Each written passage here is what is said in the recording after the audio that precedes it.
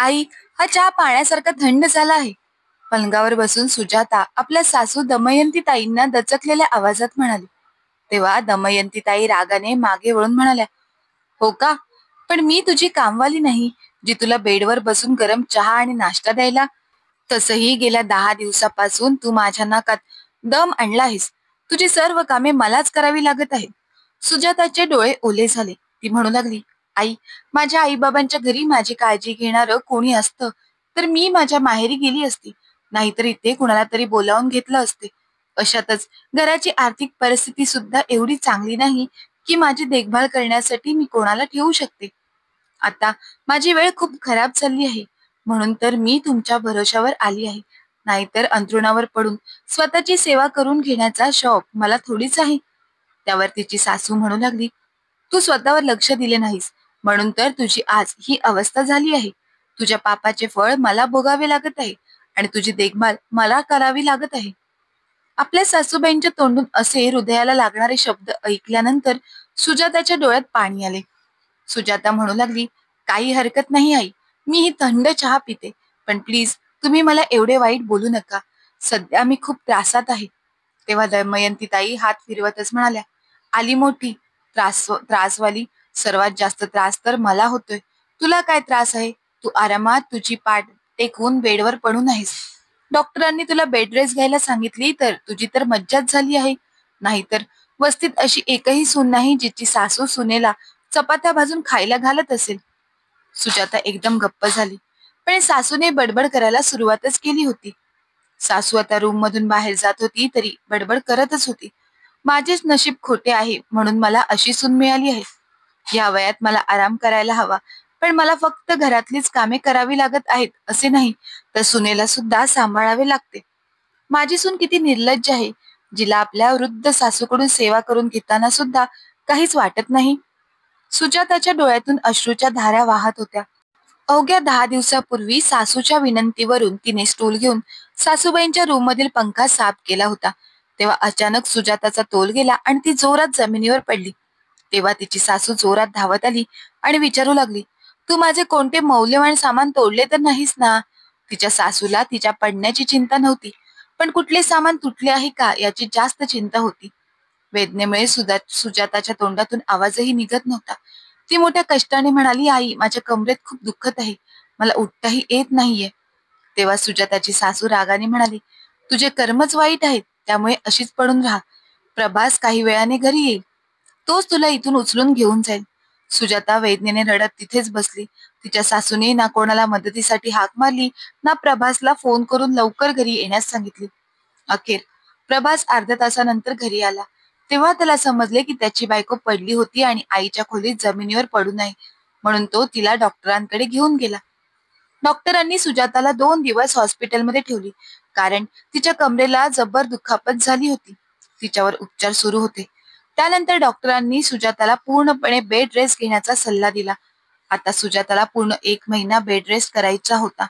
त्यामुळे ती खूपच परेशान झाली, कारण तिची सासू तशीही घरातील कामामध्ये तिची मदत करत नसायची. उलट 1 मिनिटभर सुद्धा सुजाताला बसू द्यायची नाही. सुजाता कधी बसलेली दिसली की लगेचच काहीतरी जास्तीचं काम सांगून पुन्हा तिला कामाला लावत असायची. असेच काम लावले आणि पंखा साफ करत असताना सुजाताच्या कमरेला गंभीर दुखापत झाली. आता तिला चिंता वाटू लागली. आई वडिलांच्या घरीही तिची काळजी घेणारे कोणी नव्हते. तिच्या माहेरच्या घरी फक्त सुजाताचे बाबा आणि एक भाऊ होता. त्या लोकांच्या आधारावर ती माहेरी जाऊन कशी राहणार होती? म्हणून सुजाताने आपल्या मनातील चिंता नवऱ्याला सांगितली. तेव्हा सुजाताचा नवरा म्हणाला, तू परेशान का होत आहेस? आई आहे ना, ती तुझी काळजी घेईन. तसेही लग्नाला फक्त 6 महिने झाले आहेत. त्या अगोदर तर आई पूर्ण घरातील कामे एकटीच सांभाळत होती ना. मग आता आई आपल्या सुनेची थोडी काळजी घेऊ शकत नाही का? प्रभासने तर आपल्या आईवर पूर्ण विश्वास दाखवला होता. तेव्हा प्रभास समोर दमयंतीताई काहीच बोलल्या नाहीत. फक्त स्मित हास्य करत म्हणाल्या, हा बाळा, मी सुनबाईचा सांभाळ करीन, तू चिंता करू नकोस. पण प्रभासच्या पाठीमागे त्या आपल्या सुनेला टोमणे मारण्यास सुद्धा विसरत नव्हत्या. आणि आता तर 10 दिवस झाले होते, त्यामुळे त्यांची अजूनच चिडचिड होऊ लागली होती. त्यामुळे त्या प्रत्येक शब्दावर आपल्या सुनेला म्हणत होत्या की तू आता उठून काम करण्याचा प्रयत्न कर. पण अजूनही सुजाताच्या कमरेमध्ये खूप वेदना होत होत्या आणि डॉक्टरांनी असे सुद्धा सांगितले होते की जर सुजाताने नीट आराम केला नाही तर मात्र तिचं ऑपरेशन सुद्धा करावे लागेल. म्हणूनच सुजाता डॉक्टरांचे ऐकत होती. जेवण झाल्यावर तिची सासू पुन्हा तिच्या खोलीत आली आणि म्हणाली, "सुनबाई, दिवाळी येणार आहे. आता फक्त 1 आठवडा शिल्लक आहे. यावेळी तू साफसफाई करणार नाहीस का?" आता सुजाता काय बोलणार होती, ती तर सासू येताच घाबरून जायची. तिला याच गोष्टीची भीती वाटत होती की माहित नाही सासू काय काय बोलेल. तेव्हा सुजाता अगदी हळू आवाजात म्हणाली, "आई, तुम्हाला तर माहीतच आहे ना, डॉक्टरांनी मला बेड रेस्ट करण्यास सांगितलं आहे. माझ्या कमरेमध्ये अजूनही वेदना होत आहेत." तेव्हा सुजाताची सासू रागातच म्हणू लागली, "हे बघ सुनबाई, तुटलेल्या कमरेचे कारण पुढे करू नकोस. गपचूप झाडू उचल आणि दिवाळीची साफसफाई करायला लाग. 10 दिवस बेड रेस्ट केली आहेस तू. आता मी तुला तुझ्या जेवणाची प्लेट तुझ्या हातात देऊ शकत नाही. अगं, तू तर नशीबवान आहेस. तुला मी एवढे दिवस बनवून खायला घातले. नाहीतर कितीतरी सासवा अशा आहेत की सून आजारी पडली तर एक ग्लास पाणी सुद्धा विचारत नाही. आता मी तुझी खूप सेवा केली आहे. डॉक्टर तर पैसे काढण्यासाठी खोटे बोलत असतात. तुला आता बेड रेस्ट करण्याची काय गरज आहे? उठून काम करू लागलीस तर शरीर चालते फिरते राहील. नाहीतर अशी बसून शरीराला गंज लागेल. म्हणून मी म्हणते आजपासून ती दिवाळीसाठी घराची साफसफाई चालू कर." सुजाता खूपच घाबरून गेली होती. ती म्हणू लागली, "आई, प्लीज माझी अवस्था तर बघा. अशा परिस्थितीमध्ये मी साफसफाई कशी करू?" तेव्हा सुजाताची सासू रागातच म्हणाली, "थांब, मी तुला आता चांगलीच अद्दल घडवते. चल, बेडवरून खाली उतर." असे म्हणत तिच्या सासूबाई तिचा हात पकडून तिला ओढू लागल्या. तेव्हा सुजाता जोरात ओरडली, "आई, माझा हात सोडा." तेवढ्यात सासूबाईंच्या फोनची रिंग वाजू लागली. प्रभासचा फोन होता. म्हणून सासूबाईंनी सुजाताचा हात सोडला आणि फोन उचलला. तेव्हा प्रभास फोनवर जोरात ओरडला, "आई, सोड माझ्या बायकोला आणि लगेचच तिच्या रूम मधून बाहेर निघ."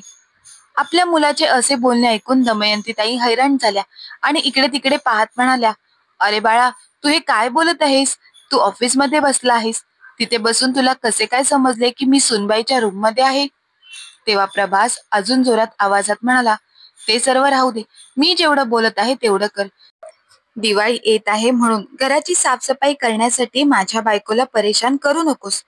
दिवाळीसाठी घराची साफसफाई गरजेची आहे की माझ्या बायकोची तब्येत?